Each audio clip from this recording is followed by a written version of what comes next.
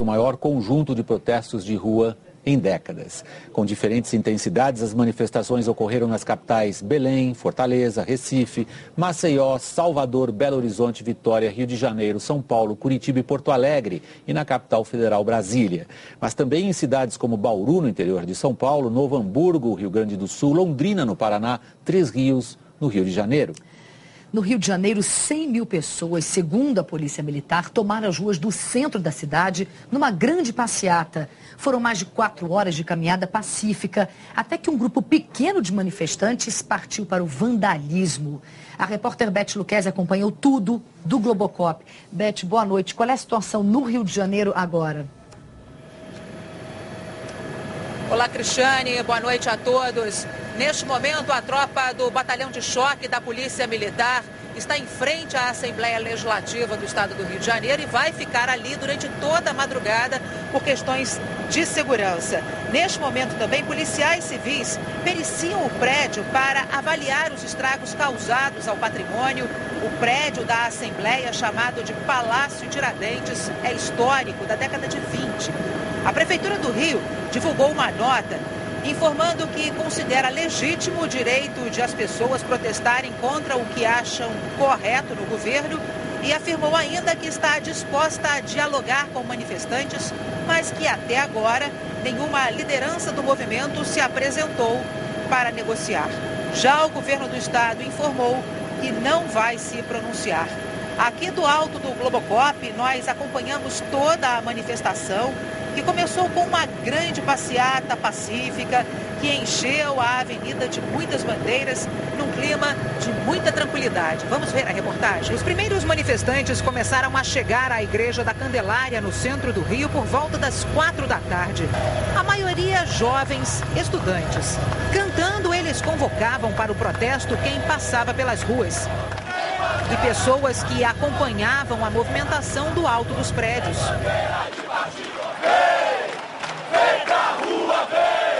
Os grupos protestavam contra aumentos das passagens de ônibus e do custo de vida e pediam mais investimentos em saúde e educação. Todo mundo aqui estuda junto. A gente achou super interessante a gente expor nossa insatisfação com o que está acontecendo nessa passeata e por isso a gente está aqui, assim como a maioria dos jovens que estão aqui hoje. Outros diziam que eram contra a corrupção. Tudo que está errado, a corrupção, a grana gastada nos estádios, essa Copa, a grana absurda e a galera passa fome no país. Às 5h30 da tarde, os manifestantes saíram em passeata, pacificamente. Algumas pessoas distribuíam flores. Sem violência, tudo fica mais tranquilo, né? Com paz tudo vai bem. O que mais impressiona neste protesto é que muitas pessoas usam a cor branca. Aqui do alto, o movimento, uma imagem muito bonita de se ver. A multidão tomou a Avenida Rio Branco, uma das principais do centro do Rio. Eram cerca de 100 mil pessoas, segundo a Polícia Militar. A maioria se dizia sem partido político. Bandeiras partidárias só eram vistas em pontos isolados. Muitos manifestantes criticavam o governador do Rio, Sérgio Cabral, e o prefeito Eduardo Paes. A polícia acompanhou toda a passeata. O trajeto de pouco mais de 1 quilômetro foi feito sem que houvesse qualquer confronto. Depois dessa manifestação pacífica que vocês acabaram de ver, que durou 4 horas, uma minoria radical começou uma onda de destruição e vandalismo no centro do Rio. O tumulto começou quando um grupo de cerca de 300 pessoas seguiu para a Assembleia Legislativa do Rio. Essas imagens, feitas com um telefone celular, mostram o momento em que o edifício começou a ser depredado. Os policiais estão na escadaria da Assembleia. Os manifestantes avançam em direção a eles, atirando objetos, empurrando grades. Acuados, os PMs recuam e entram no prédio. Um coquetel Molotov foi atirado contra o prédio. A galera atacou coquetel Molotov, bomba, cabeção de negro, fogos, tentaram invadir pelo menos a Alerj. E, meu irmão, gás, tá maior tumulto lá atrás, meu. 72 PMs ficaram presos dentro da Alerj e 20 estavam feridos. A região no entorno da praça de guerra. Os manifestantes atiravam pedras contra os policiais militares e passaram a atear fogo em tudo o que viam pela frente. Carros foram incendiados. Agências bancárias totalmente destruídas. No meio da confusão, um policial deu tiros para o alto. Enquanto cerca de 100 pessoas continuavam com as cenas de vandalismo, uma multidão em volta assistia e pedia paz. Não há violência. Esse patrimônio também é nosso. Parem com isso, diziam os manifestantes. Fui lá no meio deles, todos pegando copo e pau, vieram preparados para provocar e desmoralizar o nosso movimento. Não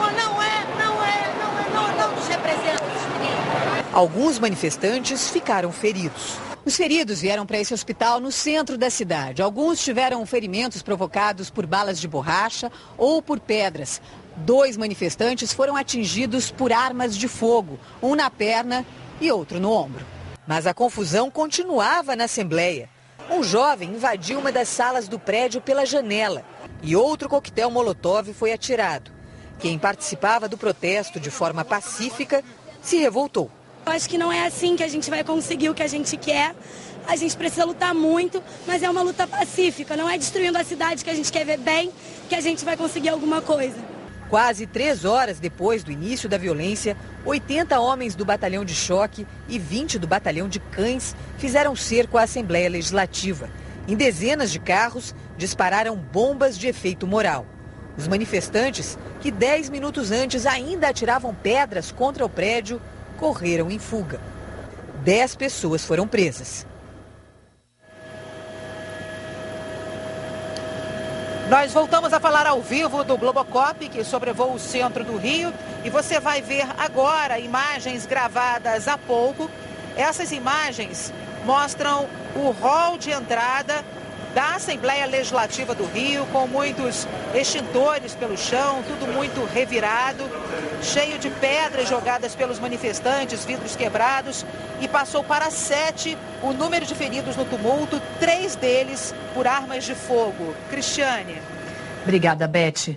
São Paulo também teve uma grande manifestação pacífica e depois tumulto provocado por um pequeno grupo na frente do Palácio dos Bandeirantes. A gente vai ver como é que está a situação agora na capital paulista, ao vivo, com o repórter César Galvão. César. Cristiane, o protesto em São Paulo dura mais de 8 horas. Neste momento, um grupo pequeno de pessoas está diante de uma das portarias do Palácio dos Bandeirantes, a sede do governo paulista. A gente observa que eles estão sentados, há uma pequena fogueira ali e agora a situação é bem mais calma. Depois de 6 horas de protesto pacífico, houve um pequeno tumulto na frente do palácio. Um grupo de manifestantes tentou derrubar o portão, forçou o portão. Os policiais lançaram bombas de gás para evitar a invasão do Palácio dos Bandeirantes. Logo em seguida, os manifestantes foram em direção a alguns ônibus que passavam pela Avenida Morumbi, avenida que cruza a frente do Palácio dos Bandeirantes. Esses ônibus foram invadidos. A polícia acabou lançando bombas na rua para evitar que eles também fossem depredados. Os ônibus foram ocupados por manifestantes que abriram extintores de incêndio para tentar evitar que os ônibus saíssem daquele local. Eles serviram de barricada. O protesto foi pacífico até um certo momento. Nós vamos ver agora como é que foi o dia da manifestação na reportagem de Roberto Paiva. As avenidas que costumam ficar cheias de carros no horário de pico foram tomadas pelos manifestantes. Mais de 65 mil pessoas foram às ruas em mais um dia de protesto contra o reajuste do transporte público, que subiu de R$ 3,00 para R$ 13,20. Não é por 20 centavos, eu estou aqui por um país melhor. E para ser bem sincera, eu não uso o transporte público, mas eu acho realmente um absurdo o preço. Os manifestantes se dividiram e ocuparam vários pontos da zona sul de São Paulo, como a Avenida Faria Lima, a 23 de maio, que dá acesso ao aeroporto de Congonhas, a Marginal Pinheiros e a Ponte Estaiada, que interliga diferentes regiões da zona sul. Eu queria tanto ir embora para minha casa, estou aqui desde as 5 horas. Desde que o pessoal também não deprede nada, né? Não acha briga, violência. Eu posso ficar esperando o tempo que for necessário. Uma parte do grupo também foi para a Avenida Paulista, que chegou a ficar fechada totalmente em um dos trechos. Aqui na Avenida Eusébio Matoso, a gente vê um dos reflexos dessa manifestação. Há uma fila com dezenas de ônibus que estão parados. Acaba atrapalhando quem tem seus compromissos, entendeu? É complicado. De 1h35, gastando 3 horas para ir. Este motorista se rendeu à manifestação e foi aplaudido. Para fugir do congestionamento, motoristas foram pela contramão. Ficar preso no trânsito é horrível, mas se é por bem, né, vamos, igual hoje, tá pacífico. Se for sempre assim, o protesto é bem-vindo. No lugar da pichação, um cartaz foi colado neste ônibus. Por ordem da Secretaria de Segurança Pública, a Polícia Militar não usou balas de borracha para dispersar o protesto. De manhã, representantes do movimento se reuniram com autoridades e as duas partes firmaram compromissos para evitar a violência. No fim da noite, manifestantes foram para o Palácio dos Bandeirantes, sede do governo paulista. Houve tumulto quando um grupo tentou invadir o palácio. Garrafas foram jogadas. O governo afirmou que 2 bombas foram jogadas contra os policiais, que tiveram que reagir com bombas de gás lacrimogênio. Tentei montar uma comissão para que fossem ouvidos, para que parasse a tentativa de entrar ao palácio. No momento que acabou estourando o portão e tentaram entrar, tivemos que usar de força para impedir essa ação deles.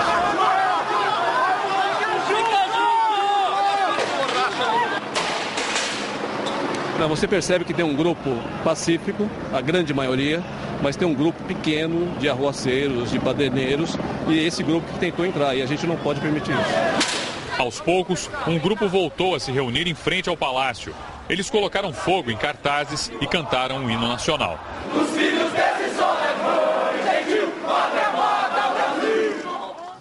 Em Brasília, até agora há pouco, manifestantes ainda ocupavam a marquise do Congresso Nacional. Nós vamos ao vivo até lá com a repórter Camila Bonfim. Boa noite, Camila. Boa noite, William. Boa noite a todos. Neste momento, a situação está extremamente tranquila, porque os manifestantes há pouco deixaram essa área aqui em frente ao Congresso Nacional, o gramado que eles ocupavam, inclusive também a área superior ali do Congresso, nas cúpulas da Câmara e do Senado. Portanto, momento super tranquilo agora, depois de um dia de manifestações que, segundo a Polícia Militar, aqui na capital federal, reuniu até 10 mil pessoas nessa área que a gente está mostrando agora. O esquema de segurança contou com 400 policiais militares e terminou com 2 manifestantes detidos e 2 policiais feridos. Mais cedo, por meio da assessoria, a presidente Dilma Rousseff disse que as manifestações pacíficas são legítimas e próprias da democracia, e é próprio dos jovens fazer essas manifestações. Desde as 8 da noite, cerca de 100 homens, a tropa de choque do Exército, formaram uma espécie de cordão humano para evitar qualquer possível invasão do Palácio do Planalto. Em nota, representantes do ato de hoje elogiaram a condução pacífica da Polícia Militar. E também em nota, o governador do Distrito Federal, Agnello Queiroz, disse que o governo acompanhou os acontecimentos com cuidado e a firmeza necessários.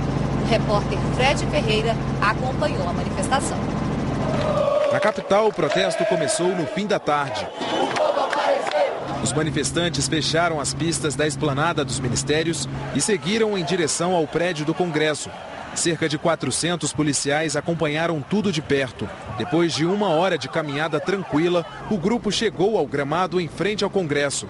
Uma manifestação, segundo as lideranças do movimento, contra os excessos da polícia em outros protestos pelo país, contra a PEC 37, a chamada PEC da impunidade, que tira o poder de investigação do Ministério Público, e contra o dinheiro público investido na Copa das Confederações. Algumas pessoas entraram no espelho d'água. A polícia formou um cordão de isolamento e usou spray de pimenta quando alguns manifestantes tentaram passar. O momento de maior tensão aconteceu quando um grupo rompeu a barreira dos policiais e conseguiu subir no teto do Congresso. Depois de algumas horas, os manifestantes foram saindo aos poucos. 2 horas e 15 minutos depois da ocupação do Congresso Nacional, os manifestantes conseguem chegar na principal entrada e saída de parlamentares. Um funcionário do Congresso que tentava sair do prédio foi cercado e desistiu. Os policiais voltaram a usar spray de pimenta para evitar que o grupo entrasse no prédio. Houve correria. De acordo com a polícia, houve episódios isolados de vandalismo. como a janela da primeira presidência da Câmara que foi quebrada. A gente pode considerar isso um excesso. Agora, mesmo diante desse excesso, a Polícia Militar soube agir para não acirrar ainda mais os ânimos. Por volta das 11h30 da noite, o presidente em exercício da Câmara deixou o prédio do Congresso. Se houve momentos de tensões, eles não superam em nada a alegria e a confiança que nós temos na democracia.